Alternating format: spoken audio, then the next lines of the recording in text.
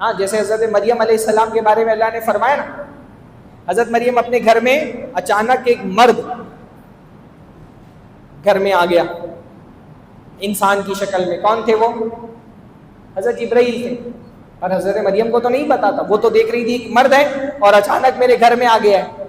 ایک شریف عورت اگر کسی اجنبی مرد کو اپنے گھر میں دیکھے، پہلا جملہ اس کی زبان سے کیا نکلنا چاہیے؟ کیا کہا حضرت مریم نے؟ انی اعوذ بالرحمن منک ان کنت تقیا، کہ میں رحمان سے تمہاری پناہ چاہتی ہوں، اگر متقی ہو تو مجھ سے دور ہو جاؤ، یہاں سے نکل جاؤ.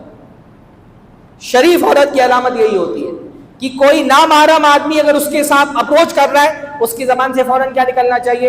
انی اعوذ بالرحمن منک ان کنت تقیا، میں رحمان کی پناہ چاہتی ہوں، دور ہو جاؤ مجھ سے، بلاک کرو. ایسے سارے لڑکے جو تم کو انسٹاگرام پہ، واٹس ایپ پہ، فیس بک پہ کسی ذریعے سے بھی تم تک پہنچنے کی کوشش کرتے ہیں، ان کے لیے قطعی نرمی نہیں دکھانا ہے، ایون ان کے سلام کا جواب بھی نہیں دینا ہے. بہت ساری لڑکیاں سوچتی ہیں ارے سلام کیا ہے، جواب نہیں دوں گی تو سامنے والے کو لگے گا کتنا روڈ ہے.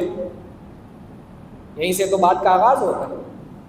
ہاں پہلے سلام ہوتا ہے، پھر کلام ہوتا ہے، پھر باتیں آگے بڑھتی ہے. عربی کا ایک شاعر کہتا ہے نا کہ شروعات یہیں سے ہوتی ہے، نظرۃ فابتسامۃ فسلام فکلام فموعد فلقاء. پہلے نظریں ملتی ہیں، پھر مسکراہٹوں کا تبادلہ ہوتا ہے، پھر سلام ہوتا ہے، پھر کلام ہوتا ہے، پھر وعدے ہوتے ہیں، پھر ملاقات ہوتی ہے. ایمان والی عورت اس راستے کو ڈائریکٹ پہلے مرحلے میں ہی بند کر دیتی ہے. بلاک کر دو ایسے لوگوں کو. واللہ شریف عورت کی علامت یہ ہوتی ہے کہ ایسے معاملات میں وہ اجنبی مردوں سے روڈ ہو جائے. اگر سلام کا جواب نہیں دینا یہ روڈ ہونا ہے، تو شریف عورت کی علامت ہے کہ وہ اجنبی مردوں سے روڈ رہتی ہے، کوئی واسطہ ان سے نہیں رکھتی. تو یہ شیطان کے یہ سب عشق و محبت کے نام پہ جو بدکاریاں ہو رہی ہیں، یہ شیطان کا فریب ہے. آج شیطانی طاقتوں کا بہت بڑا مشن یہ ہے کہ اس بدکاری کو عام کرو، اس فحاشی کو پھیلاؤ. شیطان نے زنا کو ایک پروڈکٹ بنا دیا ہے، اس کی مارکیٹنگ کر رہا ہے. وہ زنا بک رہا ہے معاشرے کے اندر. یوٹیوب پہ بدکاری، فیس بک پہ زنا ہو رہا ہے، میگزینز میں، ہورڈنگز میں.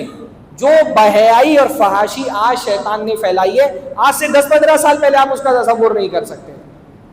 جیسا ننگا پن آج معاشرے میں شیطان نے عام کیا ہے، 15-20 سال پہلے آپ معاشرے میں اس کا تصور نہیں کر سکتے.